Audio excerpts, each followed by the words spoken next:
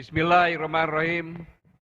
Assalamualaikum warahmatullahi wabarakatuh.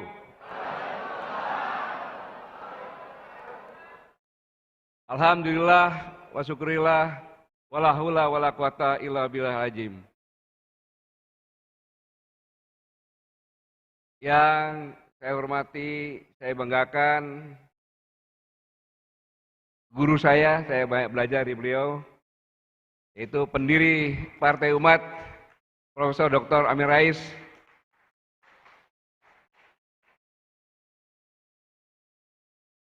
ketua partai yang gagah, kemudian moderator Pak Mulyadi, di sini ada Pak Kaban dan seluruh kader-kader partai dan pimpinan Partai Umat yang sangat saya cintai, saya banggakan. Pada siang hari ini saya mengajak kita semuanya bersyukur kehadirat Allah Subhanahu wa taala, karena Allah lah Bapak Ibu sekalian berangkat dari rumah masing-masing, dan kalau Allah Bapak Ibu sekalian sampai di sini, dan karena Allah Subhanahu wa taala juga kita semuanya bersilaturahim di sini. Salawat dan salam kita panjatkan kepada Nabi junjungan kita semuanya, serta sahabat, keluarga, dan seluruh umatnya, Nabi Muhammad SAW. Sungguh suatu kebahagiaan, kebanggaan saya bisa berdiri di sini, tetapi kepada moderator saya mohon maaf, karena ketika Pak Kaban dan ini nggak ada ya.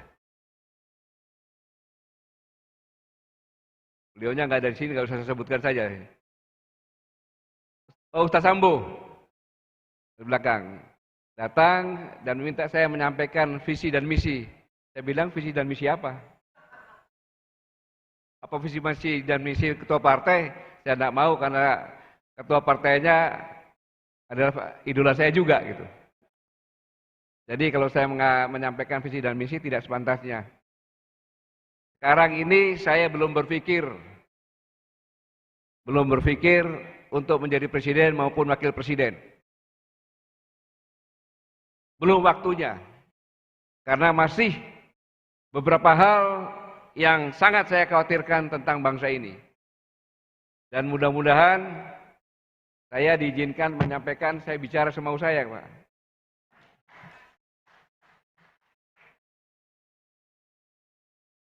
Sejak awal saya katakan, saya akan memprovokasi semua umat yang ada di sini.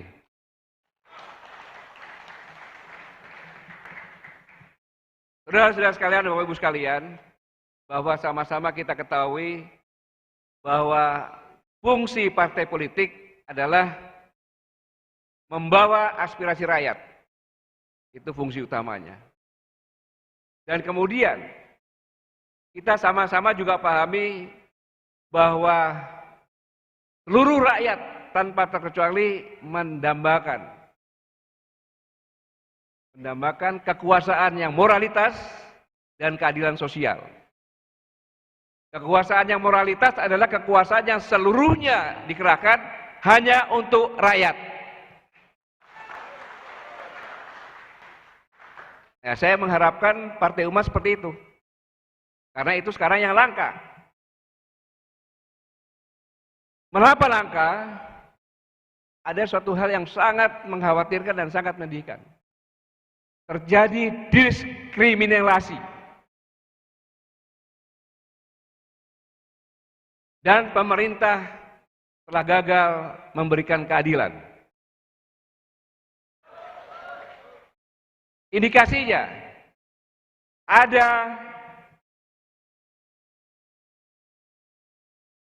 orang yang mempunyai 5,7 hektar, tetapi di Jakarta, Bandung, Surabaya, beberapa kota ratusan penggusuran tanah yang hanya mempunyai 1 petak saja. Tidak adil. Contohnya Papua, untuk sanitasi kebersihan di Jakarta nilainya 90 lebih, tetapi di Papua paling hanya 1 atau 2 nilainya, sangat jauh sekali perbedaannya. Kalau kita bicara kekayaan apalagi. Inilah yang membuat kita retak dan bisa bubar bangsa ini. Karena di Indonesia ada yang menikmati surganya Indonesia, tapi lebih banyak yang menikmati nerakanya Indonesia. Yang saya katakan tadi itu. Mengapa demikian? Karena sebagian besar mutu pendidikan di negeri ini kurang bermutu. Sehingga tidak bisa bersaing. Maka wajar kalau TKA banyak masuk ke sini. Kita bisa dilihat bahwa karena pendidikannya tidak bermutu, mereka akhirnya berusaha di sektor informal pun pada jabatan profesional yang paling rendah dengan gaji paling kecil yang hanya bisa bertahan untuk hidup agar tidak mati.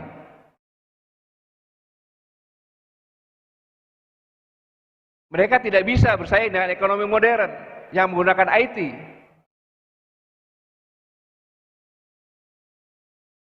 Inilah terjadi dikotomi hitam dan putih. Saya bicara berdasarkan data.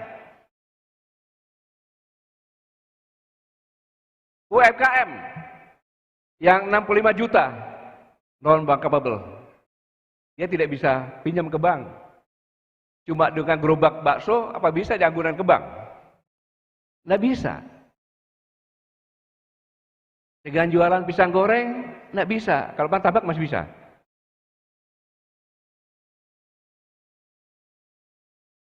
$65 juta, ini data dari sini, dari negara kita sendiri.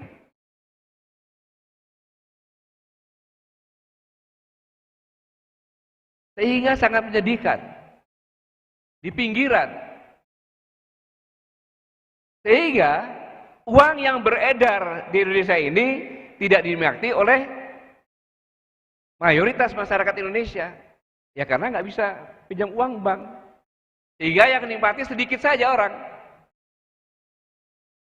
Itulah yang menyebabkan terjadi satu orang punya kekayaan atau 4 orang penduduk Indonesia punya kekayaan sebanding dengan 100 juta orang Indonesia. Bayangin, 4 orang, bukan 4 perusahaan, 4 orang kekayaannya setara dengan 100 juta orang Indonesia. Inilah yang sebabnya munculnya oligarki. Socrates mengatakan oligarki itu perbandingan 1 dengan 1000. Di Amerika 1 dengan 20.000 perbandingannya. Di Indonesia 1 dengan 800.000.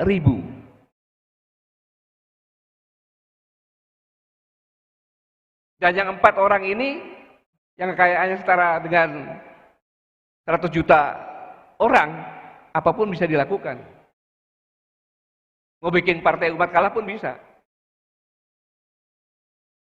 Semau dia aja bisa. Dia bisa beli apapun juga. Seandainya yang 4 orang ini 1 orang saja membagikan hartanya kepada masyarakat, maka tidak ada kemiskinan di Indonesia ini.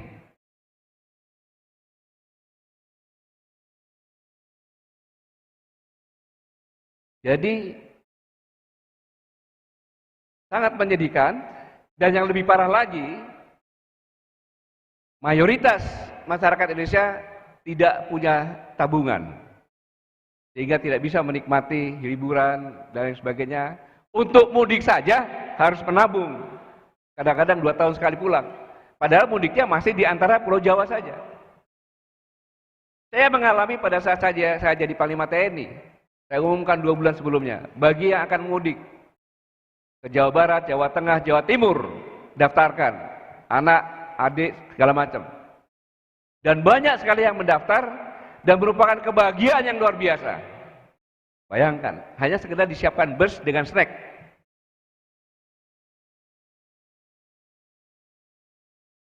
Keempat ini, diskriminasi, pendidikan kurang bermutu, uang yang beredar tidak bisa dinikmati, dan tidak punya tabungan, adalah data yang dikeluarkan oleh Bank Dunia yang menyatakan bahwa Indonesia diambang kehancuran karena keretakan yang luar biasa. Saya mengharapkan ini akan bisa menjadi tema yang disebarluaskan agar fakta inilah yang benar-benar dialami. Seperti yang tadi disampaikan oleh Pak Rocky Gerung.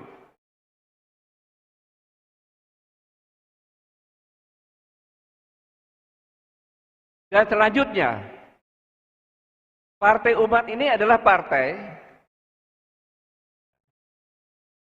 yang mengambil spirit. Saya ulangi, Partai Umat ini adalah partai yang mengambil spirit keteladanan tokoh-tokoh Muhammadiyah yang telah mengukir di negara ini.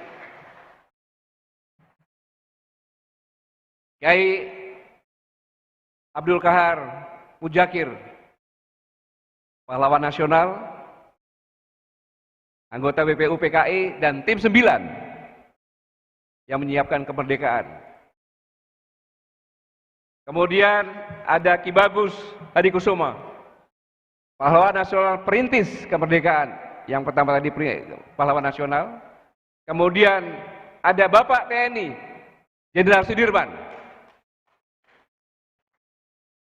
Saya berani mengatakan bahwa Partai Umat ini adalah mengambil spirit dari perjuangan tokoh-tokoh nasional, karena Partai Umat ini didirikan oleh tokoh sentral dan tokoh besar Islam Indonesia, yaitu Pak Amin Rais. Tepuk tangan untuk beliau. Dan telah dibuktikan dengan PAN, maka Partai Umat adalah evaluasi dari pendirian Partai Amanat Nasional.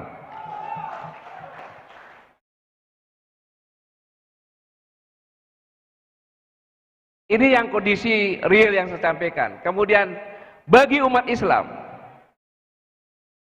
kondisi yang sangat-sangat menakutkan dan terbukti bahwa Islam dikerdilkan, menyimak pada saat masa lalu Masyumi, ketika Presiden mengatakan, saya sangat menyesal telah terjadi pelanggaran HAM berat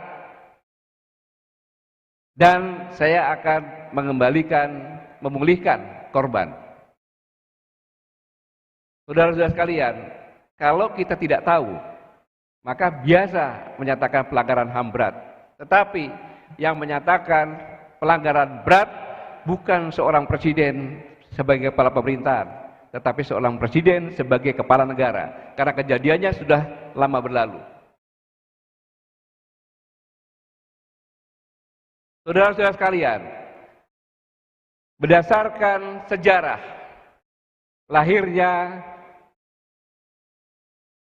International Criminal Court atau Undang-Undang Kriminal Internasional, bagian dari HAM internasional, yaitu yang dikenal dengan nama Statuta Roma 98, itu konsepnya, di mana dalam pasal-pasalnya disebutkan bahwa negara ICC ini akan diberlakukan setelah diratifikasi minimal 60 negara. Dan Indonesia tidak meratifikasi, karena dalam pasalnya pun mengatakan negara boleh tidak meratifikasi asal mau dan mampu, willing and able. Hebatnya pendekar-pendekar hukum Indonesia, pada tahun 2000 lahirlah Undang-Undang HAM. Saya ulangi, 1999 lahirlah Undang-Undang HAM. Kemudian tahun 2000 lahirlah Undang-Undang Nomor 36 tentang Pengadilan Hak Asasi Manusia. Berarti sudah persiapan untuk tidak meratifikasi. Karena kalau meratifikasi, begitu ada pelanggaran HAM, Komnas HAM internasional bisa turun langsung. Tetapi kalau kita tidak meratifikasi, tidak bisa internasional masuk. Tetapi harus mau dan mampu. Maka dengan undang-undang ini, Indonesia telah membuktikan bahwa mampu dengan melaksanakan pengadilan HAM, pelanggaran HAM di Timor Leste, di mana hakimnya dari Indonesia, hakimnya dari Timor Leste, dan satu lagi hakimnya dari negara Israel. Sehingga sekarang tidak ada lagi pelanggaran HAM di Timur-Timur, bukan itu karena Presiden Sanana, tetapi karena memang kita sudah selesai melaksanakannya. Nah, kembali lagi, ketika Presiden mengatakan telah terjadi pelanggaran HAM berat, maka pengakuan kepala negara telah terjadi pelanggaran berat. Saya tidak mengatakan yang lain-lain, cukup saya berikan contoh tahun 6566. Berarti itu pelanggaran yang dilakukan oleh ABRI pada saat itu, karena sebagai alat negara. Mengapa tidak tahun 60 sampai 61, 62, 63, di mana banyak umat Islam yang dibantai oleh PKI, di mana PKI adalah sebagai non-state actor tetapi dekat dengan pemerintahan. Berarti kalau 6566 hanya membelai PKI saja, menyalahkan ABRI. Dampaknya, maka ABRI atau TNI sekarang adalah institusi yang amoral, yang bejat karena telah melakukan pelanggaran HAM berat. Di dunia internasional tidak bisa lagi menjadi pasukan perdamaian. Karena salah satu persyaratan untuk menentukan pakaian pasukan perdamaian adalah menanyakan kepada negara yang bersengketa, saya akan menaruh pasukan perdamaian, apakah Anda setuju? Pasti nanti akan tidak setuju kalau TNI yang masuk atau Polri yang masuk, karena pernah punya cacat untuk melakukan pelanggaran HAM berat. Di Indonesia sendiri, negara ini, kita bonus demografi. Generasi muda hampir tidak tahu tentang sejarah G30 SPKI karena telah dihapuskan. Maka ikut mengutuk TNI. Saudara-saudara, pertahanan negara ini bisa dipertahankan dan ditakuti oleh seluruh dunia bukan karena hanya TNI saja, tapi kemandunggalan TNI dan rakyat. Manakala ini dipesah, TNI hanya sebagai bangkai, karena kemandunggalan TNI dan rakyat seperti ikan dengan air atau nyawa dengan badan. Apa yang terjadi? Disitulah bangkit, karena memang dikasih pintu untuk bangkit, yaitu akan memulihkan kondisi. Yang rumahnya terbakar akan dibuatin rumah, yang tidak punya kerjaan diberi kerjaan, tetapi yang dulunya ketua DPT, DPC, ketua partai akan dipulihkan. Dia nuntut dong. Maka yang dipulihkan ada Partai Komunis Indonesia. Dan ini adalah satu pelanggaran. Tidak bisa namanya seorang presiden sebagai kepala negara mengatakan ada pelanggaran HAM berat dan akan memulihkan, tetapi itu adalah non-judicial, boleh. Tetapi berdasarkan jurisprudensi 52 negara, itu harus ada pengakuan dari korban dan ada pengakuan dari yang melakukan. Dan negara di tengah-tengah untuk memberikan kompensasi. Selanjutnya, tidak bisa seorang presiden bicara sebagai kepala negara, harus ada persetujuan dari DPR. Ini yang benar-benar harus diwaspadai sebagai seluruh kader umat. Karena kalau ini ada, maka bisa seperti Masyumi yang akan hilang lagi. Kalau kita diam saja, maka saya katakan, saya saran kepada Bapak Presiden, saya sarankan mohon dikaji, dianalisai ulang. Ini karena pembantu-pembantu sekelilingnya saja yang punya kepentingan. Saya jelaskan ini agar benar-benar paham. Kalau tidak, biasa pelanggaran berat. Tetapi makna yang di belakang ini yang harus benar-benar kita pahami. Makanya saya bersemangat berbicara di sini karena apa? Karena punya harapan. Partai ini akan menjadi partai yang besar. Mengapa menjadi besar? Karena masyarakat sudah tahu, masyarakat sudah bosan, dan masyarakat merasa dihianati. Dia memilih partai, partai yang dia pilih tidak sekalipun membela. Biar didengar di Senayan itu tidak apa-apa. Undang-undang Cipta Kerja, itu kan rakyat kecil yang tertindas. Tidak ada kata apapun juga. Katanya akan menertibkan KPK, akan menertibkan korupsi. Tetapi ketiga kepres bahwa KPK menjadi eksekutif, bukan berdiri sendiri, tidak ada yang bicara.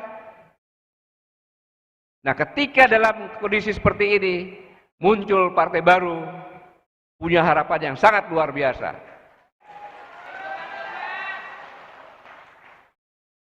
Ada tetapinya. Ada tetapinya.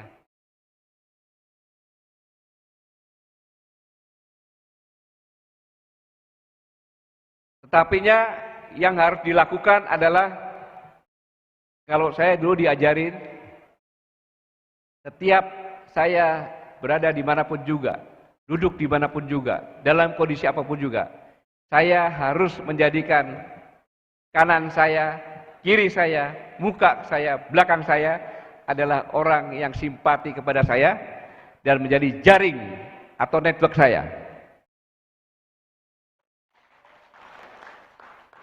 Jadi Bapak Ibu sekalian, kalau Bapak Ibu pulang naik pesawat, pulang naik bus, di kanannya ada orang dan tidak bisa menarik simpati orang itu, terus bahkan berbantah-bantah tidak jelas, maka Anda sudah membunuh Partai Umat secara pelan-pelan. Tetapi kalau contohnya di sebelahnya ada seorang gadis cantik, maka semua bapak bawa rokok kalau di bus, walaupun tidak merokok. Begitu duduk ada wanita pura-pura, bolehkah saya merokok? Merokok. Begitu merokok dia asapnya dikesanakan, begitu dia terganggu dimatikan. Lu kenapa matikan? Anda luar biasa. Saya izin merokok, Anda kasih walaupun Anda tidak suka bau rokok. Dan saya lihat Anda tidak suka, maka saya juga harus matikan rokok itu. Dari situ mulai muncullah ketertarikan. Terus tanya, adik mana? Oh saya kuliah Pak. Oh kuliah di mana? Di Universitas Muhammadiyah. Wah kebetulan. Fakultas Hukum. Nanti mau jadi apa? Hakim. Wah luar biasa, gadis cantik jadi hakim. Luar biasa. Loh kok luar biasa? Seandainya ada orang maling ayam, kemudian ditanya anaknya sakit kanker, yang kurang lebih beberapa hari meninggal, dia sebelum meninggal ingin makan ayam. Kira-kira gimana? Putusan apa yang dilakukan? Kan itu luar biasa. Paling-paling pakai jurisprudensi kan gitu. Tapi itu yang sangat luar biasa. Kira-kira kurang 10 menit tanya, oh dia mau turun, sampaikan. Terima kasih, saya bisa duduk bersama-sama orang yang hebat. Semoga apa yang dimimpikan bisa tercapai. Bapak apa? Kebetulan saya ini sedang berjuang untuk memberikan jalan alternatif kepada masyarakat yang sudah bosan dengan partai-partai yang ada. Saya masuk Partai Umat.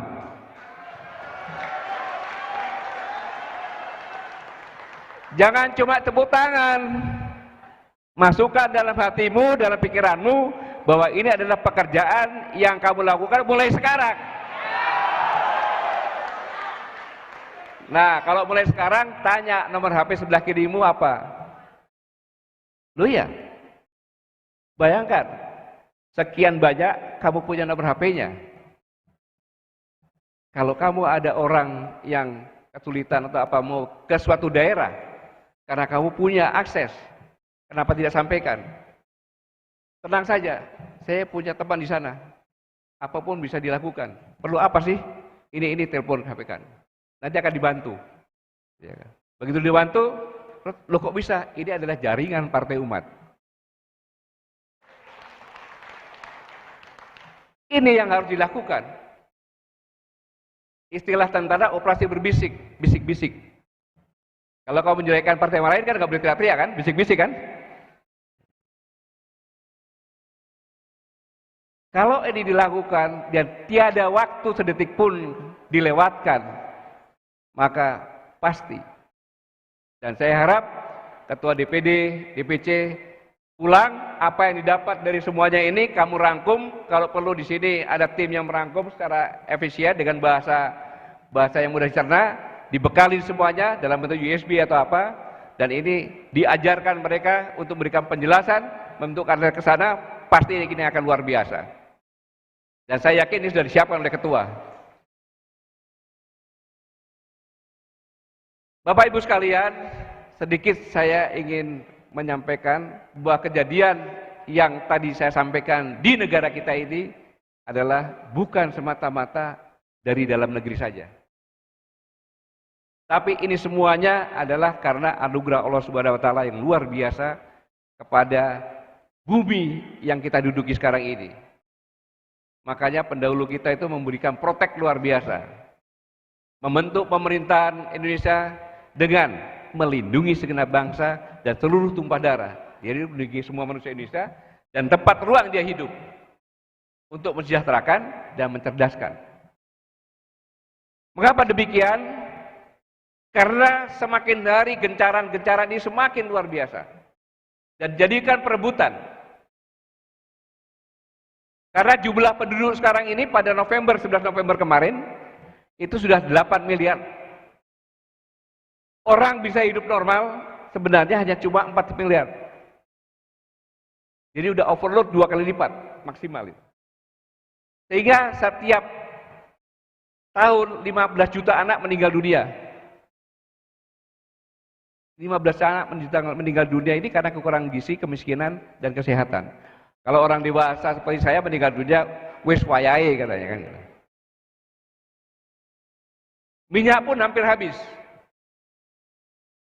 Kalau tidak di-manage jumlah penduduk, maka akan terjadi kanibalisasi bisa terjadi. Maka banyak pengungsian dan sebagainya. Itulah yang menyebabkan bahwa dunia semuanya melirik Indonesia. Bung Karno pernah mengatakan bahwa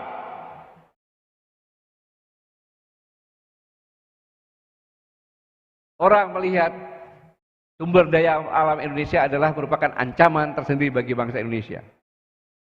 Karena yang luar biasa ibarat gadis cantik, selalu dilirik. Jadi kejadian sekarang ini ada kaitannya dengan dunia luar. Negara mana? Pasti yang paling memerlukan kita.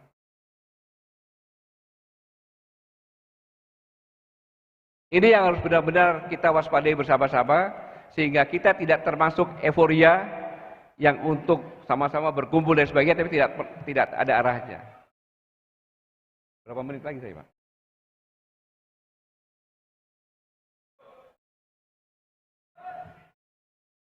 Ya? Staf saya tidak ada yang mengatakan, iya, jangan. Tapi karena saya tidak tahan, saya harus sampaikan betapa besarnya ancaman bangsa ini. Singkatnya saya bercerita, kalau saudara-saudara sekalian, mahasiswa-mahasiswa ada 1, 2, dan 3 doktor, jadi presiden di suatu negara, dan mendapat informasi dari ahli-ahli bahwa 25 tahun yang akan datang kita akan krisis pangan, krisis air, krisis ekonomi. Yang dimana kita tidak bisa mengatasinya.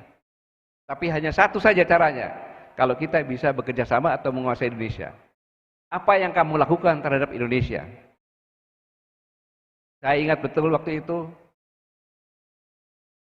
seorang mahasiswi mengatakan, saya akan membeli undang-undang. Untuk apa? Sehingga mengikuti kehendak negara saya. Bagaimana undang-undang mau dibeli? Jawaban mahasiswanya nyelekit. Alah, Pangkostrat pura-pura nggak tahu. Kan di DPR itu kan komisinya kan paling-paling satu komisi nggak lebih 70 orang. Kalau saya kasih 1 miliar semuanya 70 miliar untuk masukkan satu pasal saja. Diselipkan yang tidak sadar. Untuk kepentingan negara saya. Pasti bisa. Oh. Yang kedua, saya akan membuat pemimpin-pemimpin boneka. Yang bisa saya kendalikan. Caranya gimana? Ya kita ijon.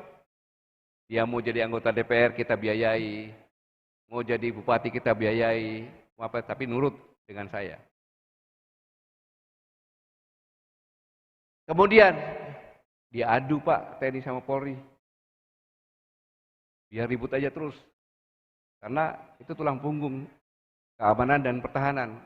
Kalau perlu kita kerdirkan dan kita kuasai. Kalau perlu kita kerdirkan dan kita kuasai. Mahasiswa ini kurang ajar nih mahasiswa ini. Selanjutnya, Indonesia akan saya jadikan pasar produk-produk negara saya. Gimana caranya? Pak, saya akan bilang sama Bapak, minimal ada 2 bukan produk Indonesia yang ada di badan Bapak. Dia sampaikan seperti itu. Entah baretnya lah, entah wingnya, entah jamnya lah, entah sepatunya, entah celana dalamnya. Kalau nggak percaya Bapak buka baju, ya nggak mau lah saya suruh telanjang. Itu. Saya jadikan pasar. Kemudian, aturan-aturan yang saya sampaikan tadi adalah untuk menguras semua sumber daya alam Bapak saya ambil. Negara Bapak saya ambil semua sumber daya alamnya. Dengan seefisien, semurah mungkin, karena ada aturan-aturan. Kemudian generasi mudanya,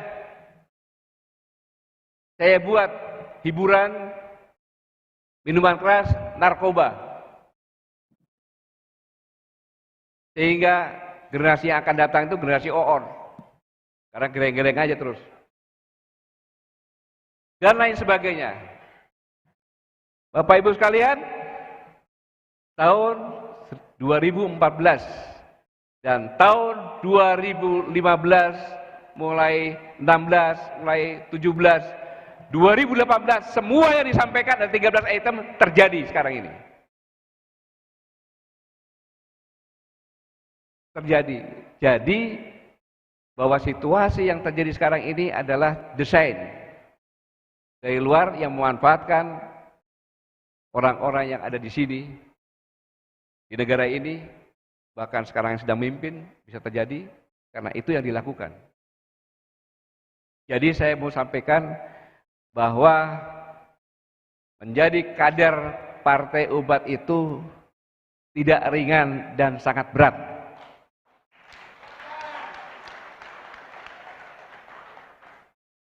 Pak Amin katanya agak frustasi itu. Wah berat ya, saya kasih tahu seperti ini. Ya berat. Tetapi kalau tidak mau berat, lebih baik pulang sekarang. Jangan jadi kader Partai Umat. Mulai saat ini Partai Umat harus menjadi patriot-patriot yang pantang mundur.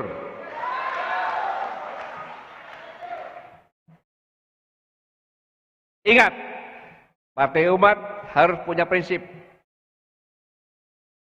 Bukan kesulitan yang membuat kami takut, tapi ketakutan yang akan membuat kami sulit.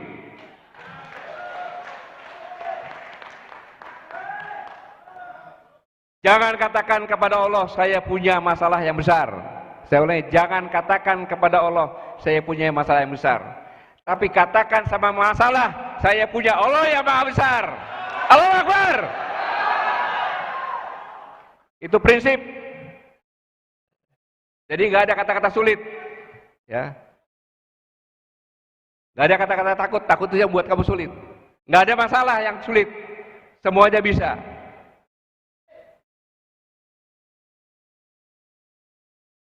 Ini yang harus ditanamkan di Partai Umat. Dan selanjutnya, apa yang saya sampaikan ini, semuanya ini adalah tugas Partai Umat untuk menyampaikan persepsi semua anak bangsa Indonesia. Persepsi apa? Tentang ancaman tadi. Bahwa bangsa ini bisa hancur, bisa pecah karena dibuat keretakan, karena terjadi dikotomi, terjadi kebijakan yang tidak adil, terjadi ketimpangan, pendidikan yang tidak bermutu, sehingga membuat sebagian besar rakyatnya hanya bisa melaksanakan kerja, kalau toh itu di sektor informal, hanya yang paling rendah gajinya. Dia tidak bisa bersaing dengan ekonomi modern. Mereka tidak bisa bekerja di dalam lingkup ekonomi modern yang menggunakan IT. Mereka tidak punya kartu kredit. Dibuktikan dengan 60 juta UMKM, mereka tidak bisa mengambil kredit karena memang tidak bankable. Sehingga kondisinya uang yang beredar bukan untuk mayoritas masyarakat, tetapi hanya untuk sekelompok orang yang bisa menikmati. Itulah yang menyebabkan terjadinya oligarki, terjadinya orang yang kaya sebandingnya dengan rata-rata 800.000 orang. Bahkan ada yang 4 orang kaya setara dengan 100 juta orang. Ini ketidakadilan. Ditambah lagi jumlah korupsi. Nilai kita korupsi sekarang 34, kalau nilai 134, merah banget itu. Karena apa korupsi? APBN yang dikucurkan, kalau dikorupsi yang sampai ke rakyat paling-paling berapa? 30% atau 35%. Itu yang terjadi. Itulah tugas dari Partai Umat untuk memperbaiki semuanya. Maka saya mengharap Partai Umat berjuang dengan operasi berbisik, sampaikan kepada semuanya bahwa sampaikan persepsi anyaman, bangsa ini bisa retak, bangsa ini bisa bubar kalau demikian terus, sehingga menjadi satukan persepsi, dan saya berharap Partai Umat ini yang bisa mengamankan negara dan bangsa ini. Jadi terima kasih Bang Buniani, saya kesini ini selain memprovokator sambil menutupkan anak cucu saya ke depan oleh Partai Umat. Selamat berjuang, selamat berjuang. Terima kasih. Wassalamualaikum warahmatullahi wabarakatuh.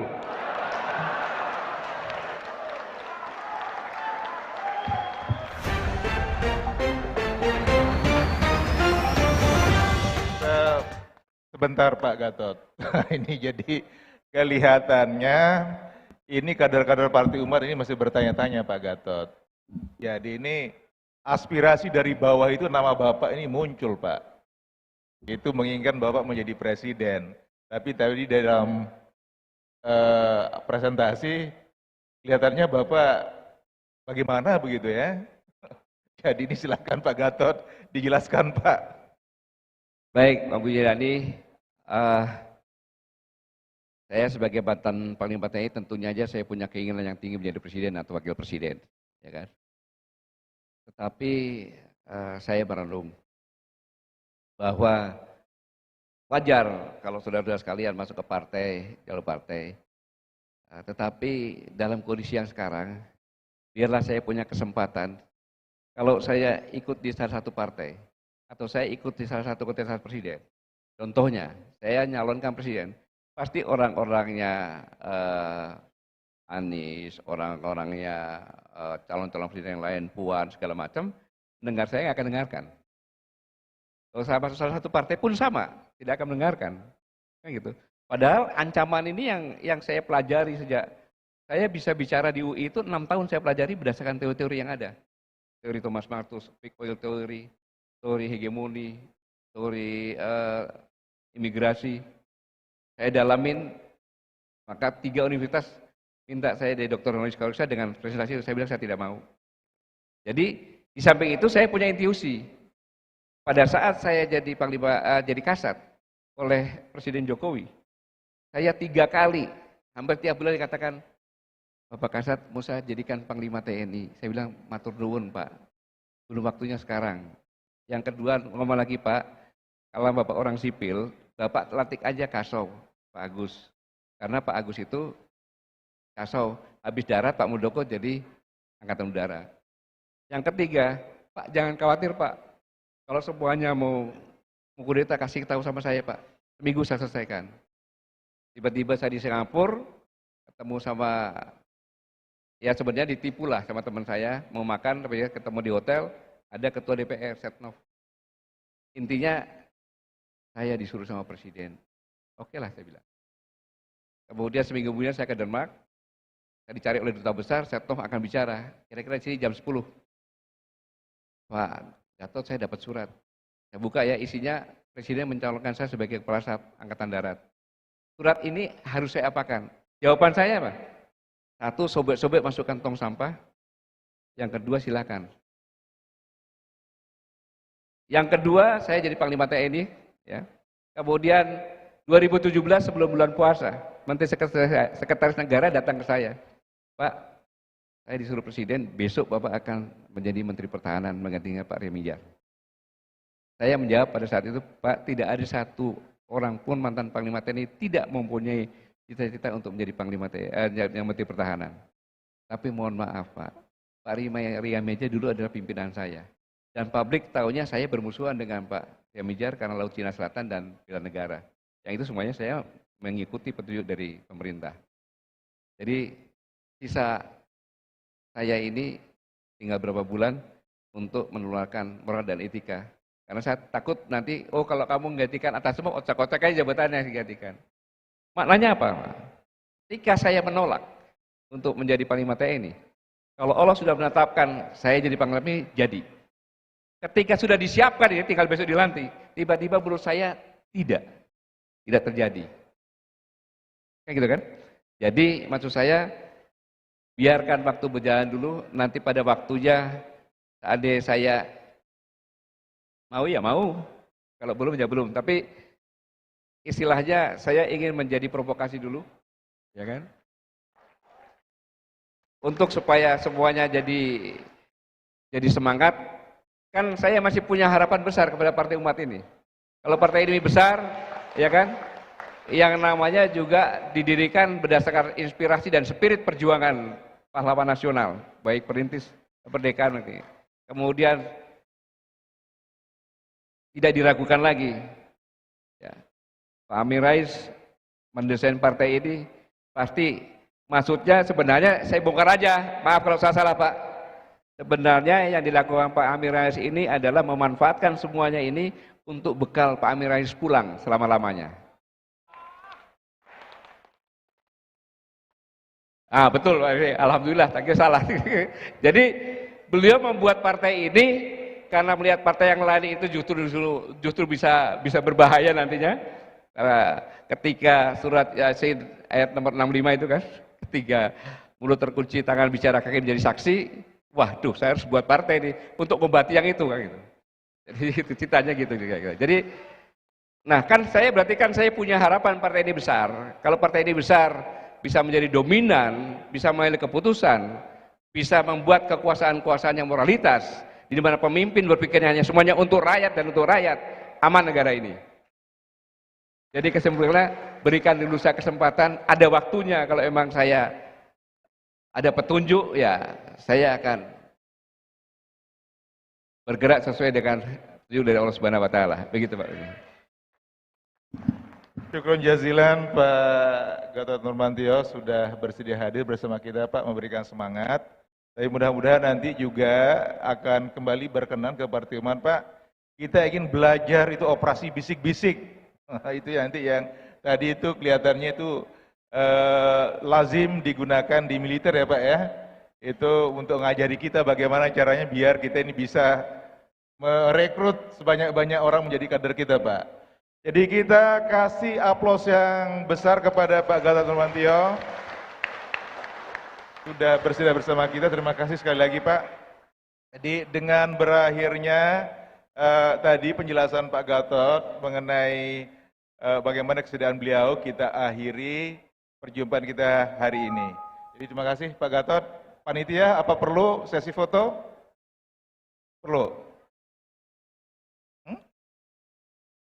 Ada candera mata, silakan. Panitia. Silakan Pak Gatot.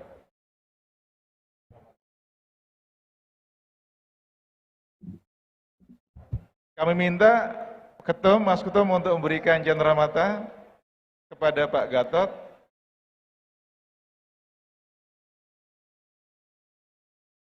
Didampingi yang terhormat Pak Amin, Ustadz Sambo, silakan.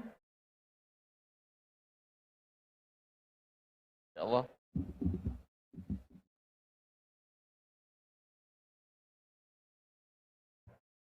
Oh,